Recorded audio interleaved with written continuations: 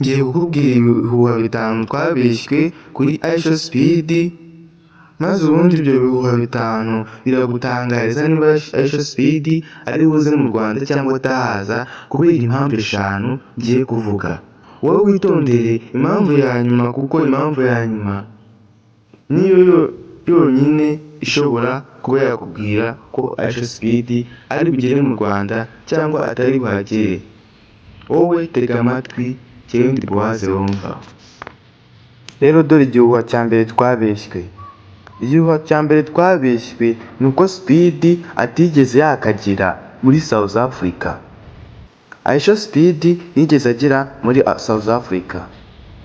Baratubeshye, barabibonye, ariko bimwe na bimwe mu byo twabonye yari AI.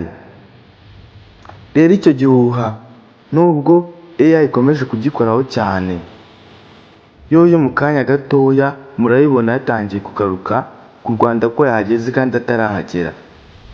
Uyu Aisha Speed tukivugaho, we kurikira ingingo ya 4 wumve niba hari ikintu kirimo, dukomeze tugendane. Yesu kubabeshya, ndumva nababwira ingingo ya nyuma, kuko ingingo ya nyuma nanjye iri kumvuna kuyibabwira, ariko we tega amatwi urabasha kuba wakumva ingingo ya nyuma, kuko ibi byose ndi kuvuga nta naho bihuriye n'ingingo ya nyuma. Ingingo ya nyuma ni ingingo ya nyuma kuri Aisha Speed. We tega amatwi tugendane, maze ubundi nutumara no kugendana unakore subscribe kugira ngo uzakomeze kumva ibiganiro nk'ibi ngibi tubakorera tutababeshya. Wenda nta gikoresho kinini dufite ngo tube twabagezaho buri kimwe cyose mushaka, ariko nanone igihe kimwe kubera mwebwe, kubera abakunzi bacu, ibyo byose mushaka ko tubagezaho byose tuzabibagezaho ku buntu. Byose tuzabibagezaho ku buntu nta kiguzi. Wowe kora subscribe. Dore ikintu cya kabiri twabeshywe kuri Aisha Speed. Aisha Speed buriya nubwo mubona ari umwirabura akomeye nk'abirabura, buriya Aisha Speed ntabwo yavukiye muri Afurika. Aisha Speed ntabwo yavukiye ku mugabane wa Afurika.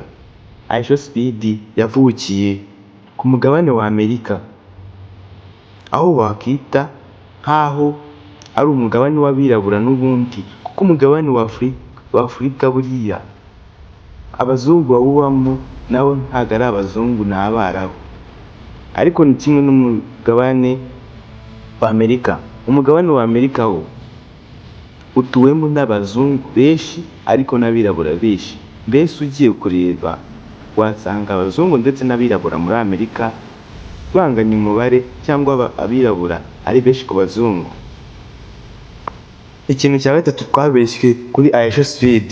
Aisha Speed twabeshywe yuko afite imyaka 20, ariko Aisha Speed ntabwo afite imyaka 20.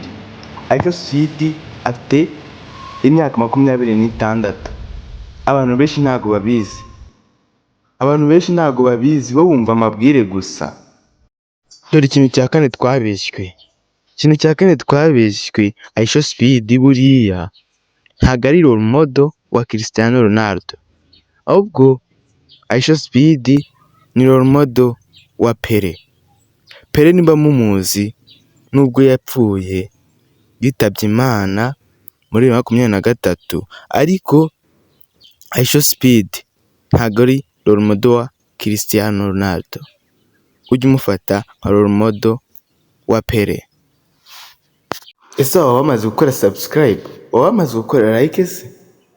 Ndagusabye ngo utege amatwi cya 5. Icya 5 se warujyanze amaso nawe? Uri mu bantu bajyanze amaso?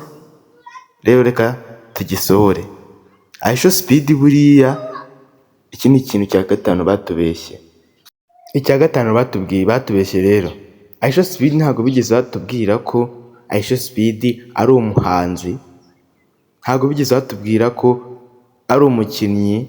Aisha Speed ntabwo bigeze batubwira ko akora akazi kose kaba ku isi. Nta kazi adakora, ari ubukarani byose.